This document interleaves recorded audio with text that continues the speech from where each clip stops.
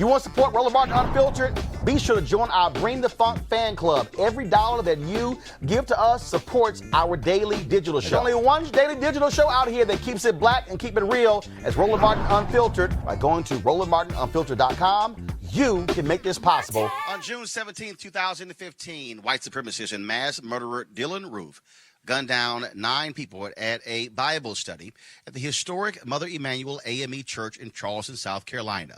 In a powerful new film that premieres in June, Emanuel tells the story of that tragic day and how the power of forgiveness brought a community together. She said, you better get over here. She said, because I got to go. She said, you know what? You catch me at the car. And I could hear her at the car talking to somebody. But that's the last time I saw her. In what one city official is describing as a targeted attack, a white gunman stormed into a Bible study at Emanuel AME. He sat through the whole Bible study, and when we closed our eye to pray, that when he lit up the room. There is something particularly heartbreaking about the death happening in a place in which we seek solace and we seek peace. He said, ma'am, I can't let you go back there. I said, sir, you don't understand. My mom is in there. And she said, who is you? I said, I'm the daughter. She said, I'm sorry, baby, your mama's gone. I've seen other cities explode under the weight of a single murder. And now we have 9 dead bodies in a church. There's going to be a response. A white man who wanted to start a race war came to a very historic African-American church to kill black people, and that is what happened in our city. An act that he imagined would incite fear. An act that he presumed would deepen divisions that trace back to our nation's original sin. Oh, but God works in mysterious ways.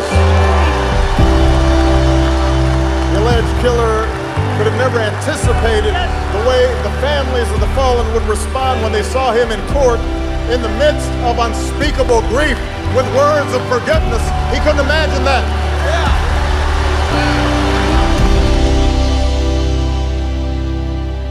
Yes, he took her life sooner than I expected. Of course. Yes, she had some more loving to do. Yes, she did. But I forgive him.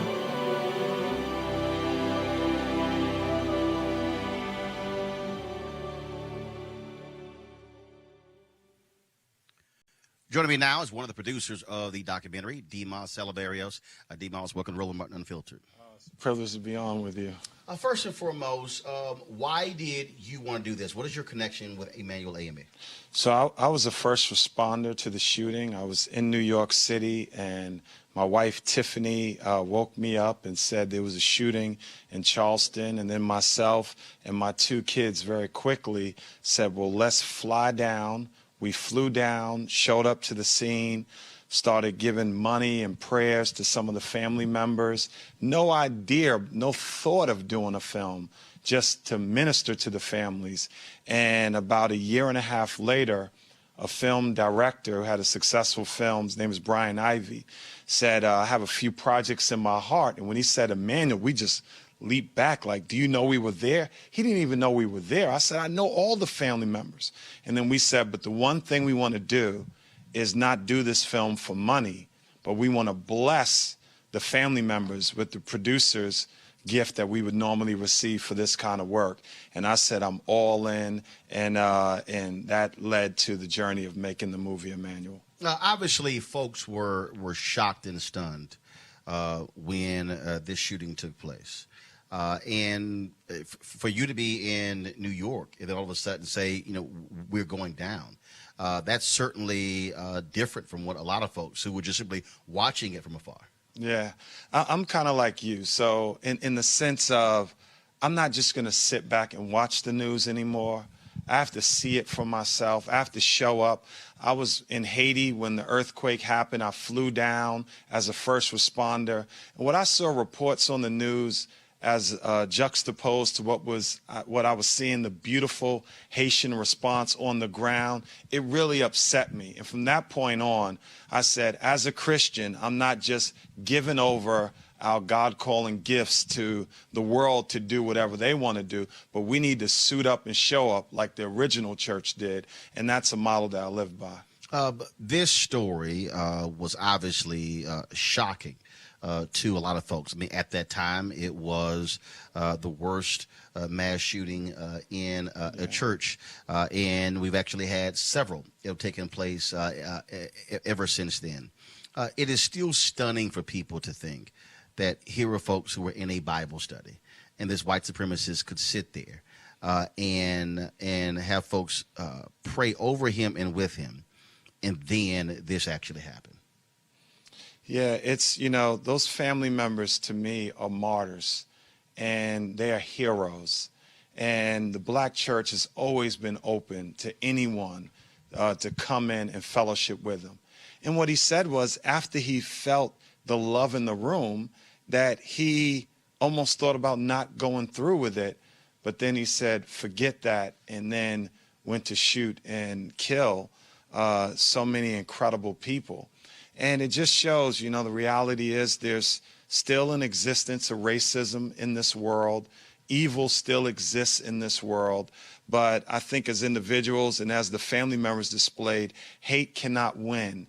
And we always must stand against unrighteousness and evil. And I think that story is going to be told on June 17th when this film comes out like America's never seen before. I was at an event, and I was listening to Nikki Haley talk. And she, of course, was the governor then of South Carolina. And she was talking about all they went through and the Confederate flag coming down in South Carolina. And I'm sitting there, and I'm going, yeah, but I'm not going to sit here and give you massive amounts of credit for taking that flag down when it was black blood that had to be shed in order for it to go down. And it was very interesting because there were folks around me who were sort of like, you know, why do you have that position? I said, because if you understand the history of black people, there's not been a single thing that has happened in the history of America where black blood was not spilled first before it happened. If you go back to the Civil Rights Act of 64, Voting Rights Act of 65, Fair Housing Act of 68, all of those massive developments, it let black people died first. And then America said, okay, we better respond. And that's also what I think about, you know, people were talking about again after the fact what happened, but it was black blood that was shed. Yeah, I think the blood of African Americans, there's something special and powerful that takes place when people see the blood. When I think of the blood of Jesus and the shedding of innocent blood, and I think people have the reality of seeing black blood is not the aggressor in these matters, it's the victim. And I think it hits this country in a way that nothing else does. And there's white leadership currently that leads the country, and I think people respond, and I wish they would respond through other ways, and I hope and pray that this country gets better. A lot of folks focused on forgiveness, forgiveness, forgiveness. And what struck me was that after 9/11, a lot of folks didn't have the same posture of forgiveness. When true. I think about other things that have happened, and it is as if when something affects African Americans, there is this notion, this idea that, I mean, they kept asking the question, can you forgive? And a lot of black folks were saying, no, I might be able to forgive, but it's going to take a while. But it seemed in the aftermath that so much attention was just on that, as opposed to still the pain, the agony, the PTSD that resulted from this tragic shooting. Yeah, I think there's something, you know, and the family members can say this way better than me. Something supernatural happened in that bond hearing. People did not come in there planning to forgive whatsoever. But they said the presence of God showed up in a way that was beyond what we can articulate, that made their hearts forgive, but at the same time, they sought justice. Charleston is one of the first places that we now have someone of a hate crime on death row that has killed African Americans. Charleston did not burn. So something powerful has happened in Charleston. I don't think it satisfies everyone, but the bloodshed of African Americans and the death and slavery and the hurt and the pain, I don't know what would ever make me feel totally vindicated, but I can just say that God showed up, and not everybody forgives, but a large majority of the family members did. Last question for you. Of course, we're here at the Museum of the Bible. First of all, there's going to be a screening of the documentary, and so Dimas has to get there as well. And so then we're going to have a panel afterwards that I'll be moderating. We'll also be live streaming that, so trust me, you want to come back for that. We're dealing still with white supremacy in this country. There was a white man in Kentucky who wanted to go kill black folks in the church. The church was locked. Instead, he went to a Kroger and killed 2 black folks in that Kroger. There was a white man in New York who killed a black man with a sword, and he said he wanted to kill other African Americans as well. Heather Heyer gets killed in Charlottesville, Virginia, where they had the march there as well. What do you hope this documentary, this film, will say to this nation when it drops on June 17th, 2 days before Juneteenth, which is, of course, the only national holiday, the only holiday in Texas, of course, where I'm born and raised, as a state holiday, but it's the only recognition of slavery in its sort of holiday. What do you want the nation to learn when this drops? I think by watching this film on June 17th, and then it'll also be on June 19th, the date that you're describing, I think the nation will really reflect. I think this film will bring great unity. It's one of the most balanced films that others have said they have seen in their lives that deal with race. So I think it's going to force people to not only examine, but take a reflective look at how they treat African Americans, how African Americans should be treated, the experience that happened in Charleston, the uniqueness of the city not burning, the uniqueness of forgiveness going along with justice, and also not just empty forgiveness, but real acts. And I think that's going to create a dialogue like we have never seen before. And we're honored to have you here to help spearhead that dialogue. This is historic even tonight that we're in the Museum of Bible screening right here in Washington, D.C. And it's going to be on about 1,000 screens when it debuts? Yes, in 1,000 theaters nationwide, and they can find it at manualmovie.com. All right. Well, Dimas, I appreciate it for a bunch, and we'll be chatting in about an hour. Oh, thank you. All Huge right. fan of yours. I appreciate it. Our family loves you, and we just love the work that you've always done up to this point. I appreciate it. Thanks a lot. Thank you. All right, chat with you in a All second. right, folks, back to our Roland Martin Unfiltered video in just one moment. Hey, family, I'm inviting you to come out swinging and join me for a day of golf at the University for Parents Golf Tournament on Saturday, June 22nd in Southwest Atlanta's Wolf Creek Golf Course.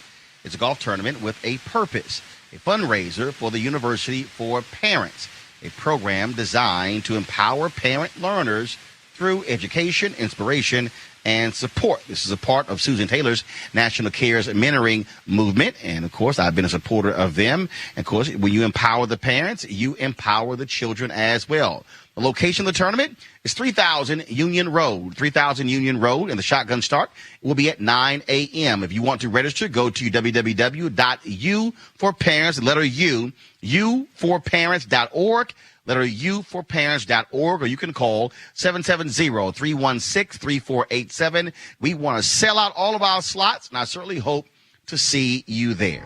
Now back to your Roland Martin Unfiltered video.